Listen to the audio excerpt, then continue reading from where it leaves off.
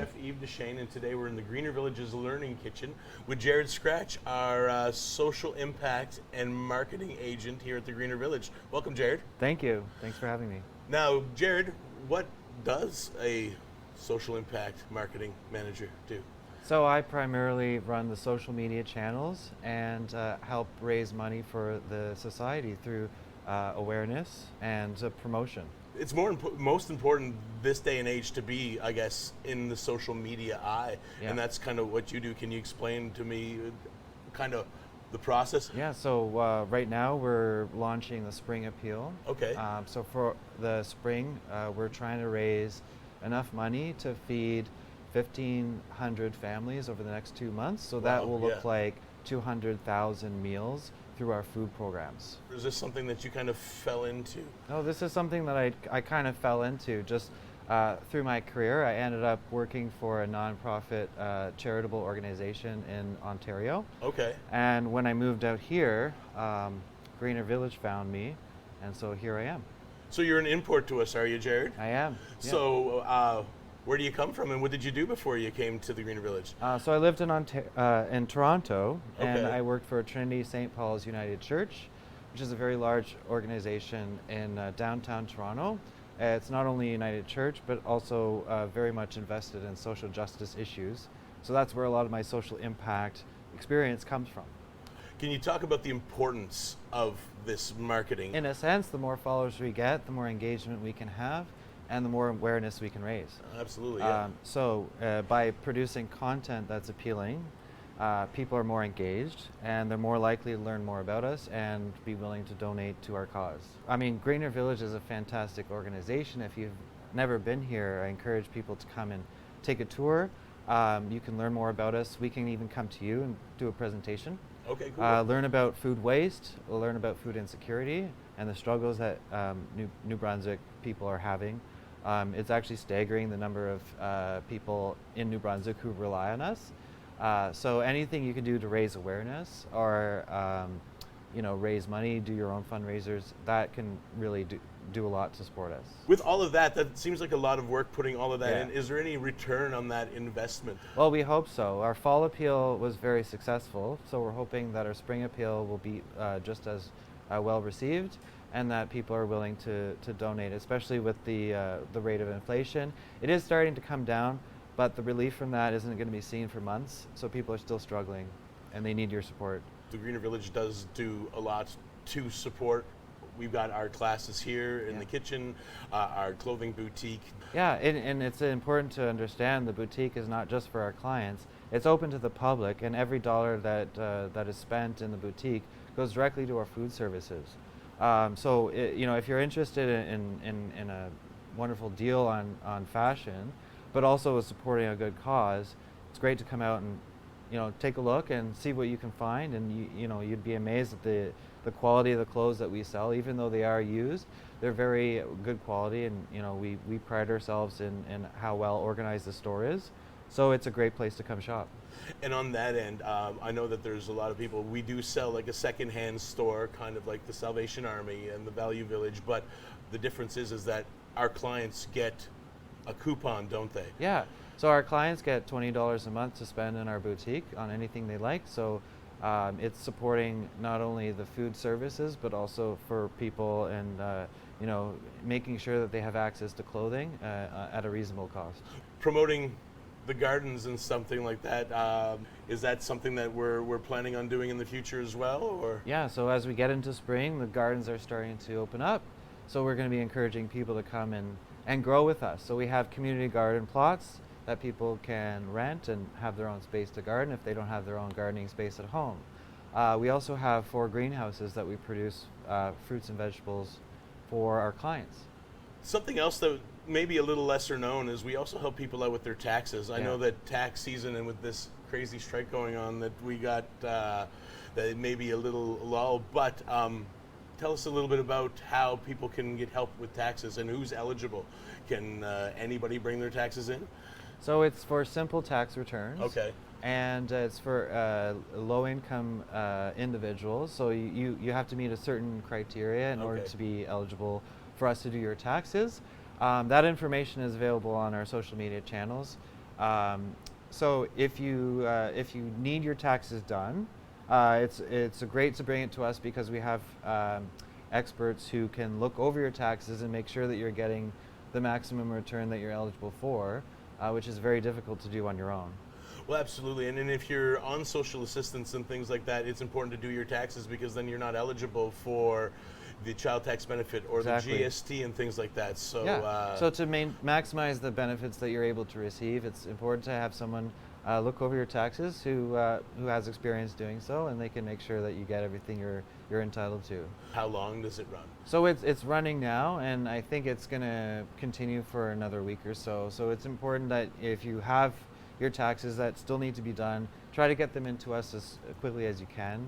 Time is starting to run out, and of course with the CRA situation, we want to get that done as quickly as we can. Absolutely. And you don't have to be a client of the food bank to No. bring your taxes No. in, do you?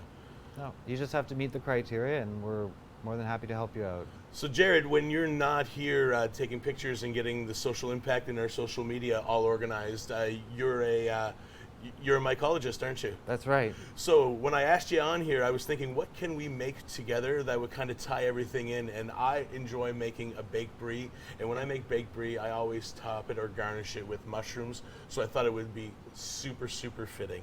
Yeah. So we'll be back after these few messages to make a wonderful baked brie and feature Jared's lovely mushrooms that he's forged.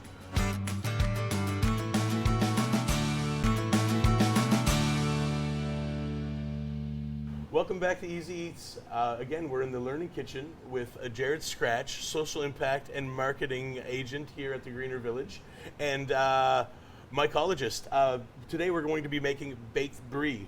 Brie is super easy. Baked brie is super easy, and it's great to bring to a party or something to have on a Saturday night watching the hockey game or whatever it is. And Yeah. I like to make mine en croûte, which means just crusting or wrapping it in puff pastry.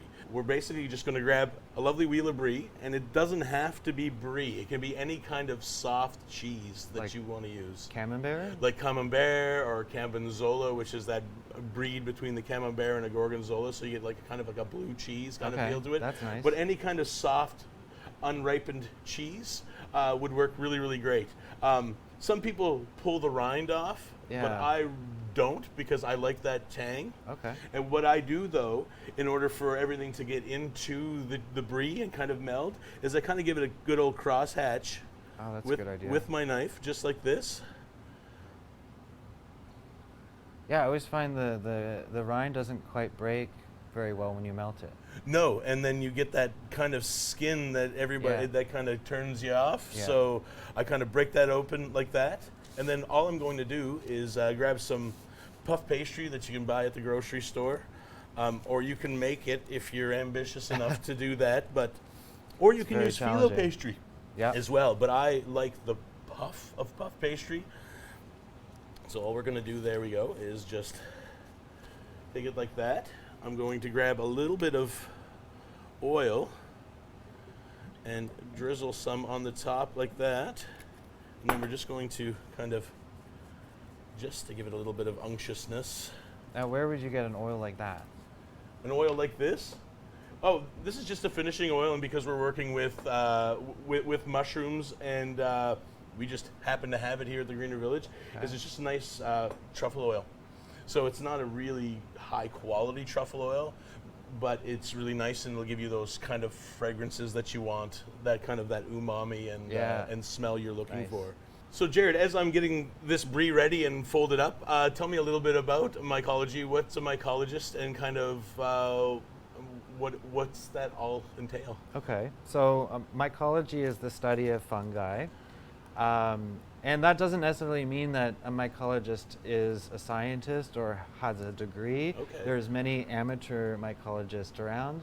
And amateur mycologists also contribute to science with their findings.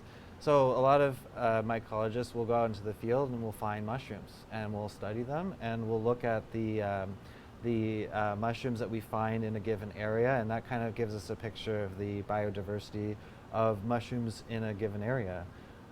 So mycologists might be interested in growing mushrooms. They might be interested in foraging.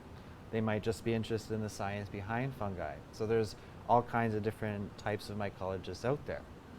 Wonderful. And what brought you to the mycology game?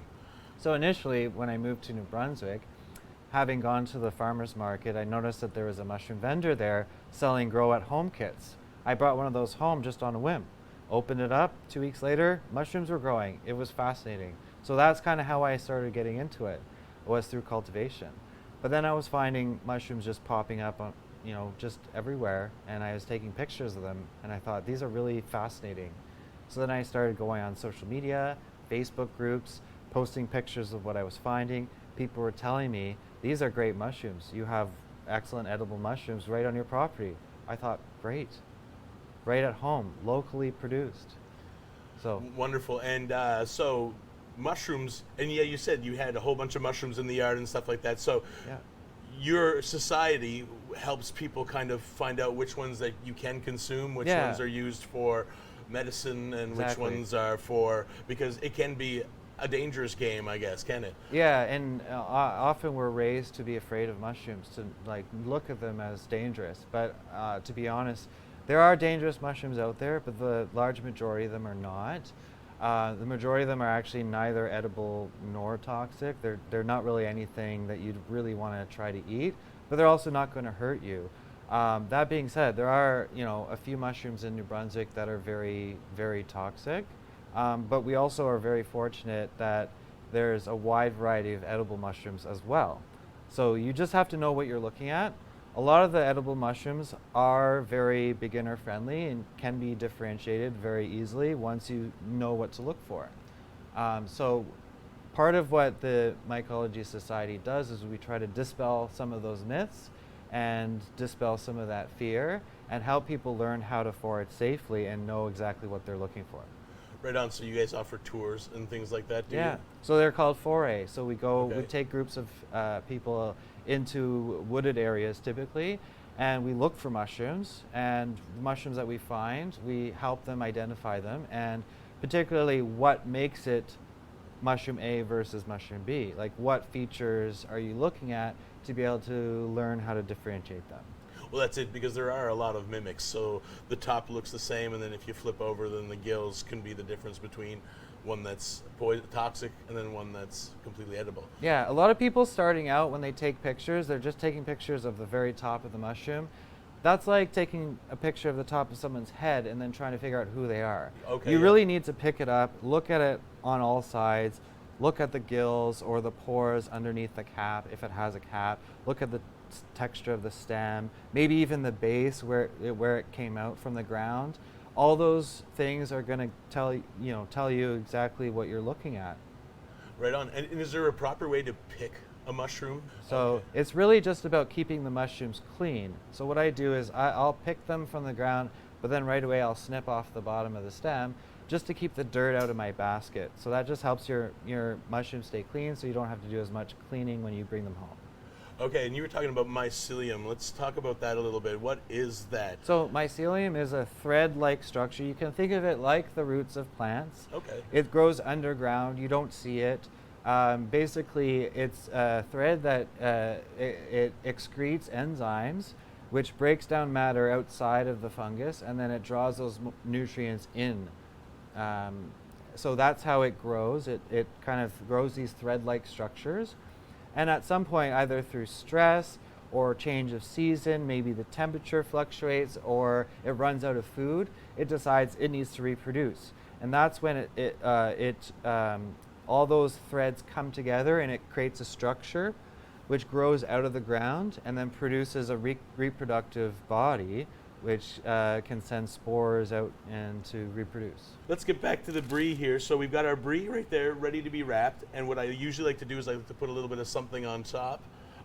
Seeing that we're working with mushrooms, a great thing I like using is thyme, because thyme in those mushrooms just kind of gives it that kind of foresty, kind of forged kind of thing. So you were saying that you take people on forays, and what is foraging exactly? So foraging is taking the abundance of nature as it's readily provided, and you want to do so in a sustainable way to ensure that life continues afterwards. So For plants, this is particularly important. You never want to forage more than a third of what's available so that it keeps propagating. With mushrooms, it's a little bit different. Mushrooms don't follow the same rules as plants. Okay. So because mushrooms are a fruiting body, the mycelium isn't being exhausted by, taking all of them. Most of the times, by the time you find the mushroom, it's already done its job. It'll already have dropped a majority of its spores. So with mushrooms, you don't need to be as concerned about taking all of them. You can leave a few to continue producing food for the wildlife, but you can harvest as many mushrooms as you're able to consume or give to others. Wonderful. Yeah. So I put a little bit of jam on top. You can choose any kind of jam you like, but again, we're trying to match them with the lovely conserve you made for us. So I've got a little bit of a fig jam, and then I'm going to take some of your hedgehog and chanterelle conserve that you handed us, and I'm just going to pop a little bit on top as well. Everyone knows a chanterelle, but a hedgehog mushroom. Tell me a little bit about that. So hedgehog mushrooms, so they are gaining in popularity. They don't have gills like most mushrooms that you see. They don't have pores. They actually have teeth. Underneath the cap are kind of like these kind of like spiky things that are called teeth, and that's what gives it the hedgehog name. Well, I was It going like to say their little spikes, yeah. spines of the hedgehog. They have a flavor very similar to a chanterelle. It's a light, sweet, kind of buttery flavor, but has a meatier texture. Okay. Yeah. Fascinating. And on that point as well, more and more mushrooms are popping up. I remember as a young man, you could only get like one type of mushroom. You can get a button mushroom, and you could get a crimini mushroom or a brown mushroom and a portobello, which again are the same mushroom, aren't they? They're all the same species of mushroom, just in different stages of development. The crimini is the white button, just grown in light. White button is grown in the dark. So that's what gives it a different color and a different texture. Oh, kind of like asparagus. Exactly. Right on. Exactly. So, but they're all one type of mushroom. So if you find that you're not a fan of mushrooms, it's probably true that you're just not a fan of one type of mushroom. But there's many other kinds of mushrooms out there that have different flavors, different textures, that can really add a different dimension to your cooking. So you shouldn't discount mushrooms just because you've had a bad experience with one kind. No, absolutely. Mushrooms have great texture. Some are super meaty, some are floral. Some taste like seafood, like right? crab. Absolutely. Yeah. So what kind of jam did you just put with my mushrooms? A nice fig jam. Now, I know that figs don't grow here, but I was trying to find something that's got that nice earthy, kind of a meaty texture as well. Okay. It kind of blends in with the brie, Yeah. because brie is heavy and thick, and you want something that's going to cut through that, and that brie is going to do that, and it's also going to complement your mushrooms. Excellent. Okay. Right on. So now we're just going to wrap it up. So we're just going to make a lovely bundle, just like this, and literally just make a purse with the brie and the puff pastry, just like that. And then we're just going to grab it on some parchment paper, and we're going to set that just like that. And then we're going to take this, and we're just going to pop that in the oven at about 350, 375 for about 20 minutes, or until everything is nice and golden brown. Nice. And we'll be back right after this break.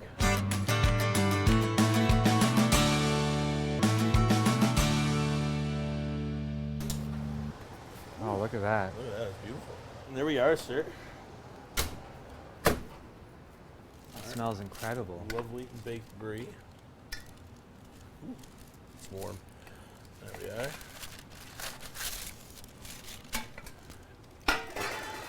And there we have it. We've got our lovely baked brie. And then I'm just going to... It's like a little present. A little parcel, absolutely. Yeah. And I'm just going to garnish it with some more mushroom around. Not? Just like that. Just kind of a little bit on top.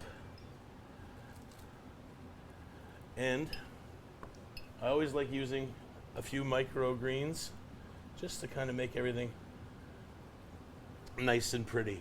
The Mycology Society NB, how can you become a part of it? You can go on our website, myconb.org.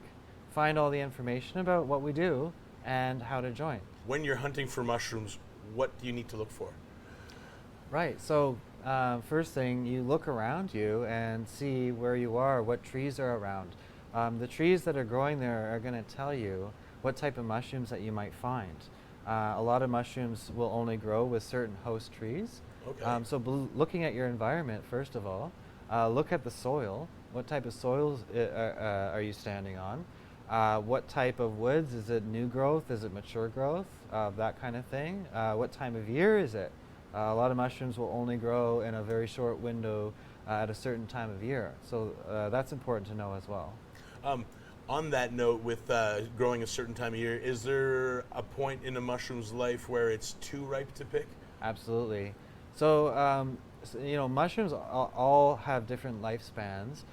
Some mushrooms only pop up and last for 24 hours and then they're completely gone. Okay. Some mushrooms will stick around for weeks or months at a time.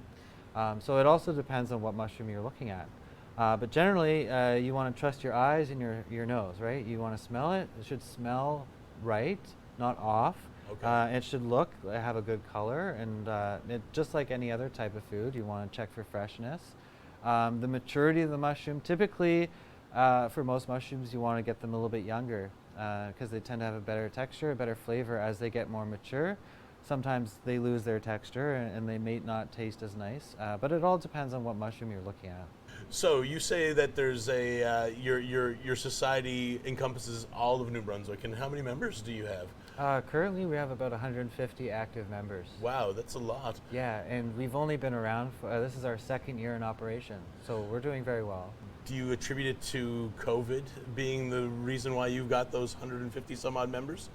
Well, certainly the pandemic has planted the seed for the society to grow as more people were interested in returning to the land and being more connected with it. As well, there's been a few things in recent pop culture that's really raised that interest, particularly the documentary Fantastic Fungi, which features Paul Stamets. People are very interested in the development of mushrooms as medicine, as well more recently The Last of Us, of course, which is a very popular series that came out of a video game based on mushrooms. So this is ready to eat, and we're just going to cut into it and Awesome. and see how it turned out. So there we go, nice and oozy. And what I like about this incredible. baked brie is that we can just grab a fork, and then the crust it becomes the vehicle. Nice. You can use some crackers and other things like that, but literally you That's just beautiful. grab it like that, let all that lovely cheese ooze out, and Now that's gonna make an impact at a party. absolutely. So thank you so much for joining me today, Jared. I learned way more about mushrooms than I thought I would today, which is fantastic. And if you want to learn more about mushrooms, when are you guys offering your forays? So the mushrooms don't really appear until end of May, maybe early June. So our first walk will be planned at the end of May. We haven't set a date yet, but you can go on our website, myconb.org, find all the information there, and come on out and join us. Wonderful. Thanks again for joining me, and hopefully we'll have you on again when we have some more mushrooms. Thank you. That's amazing.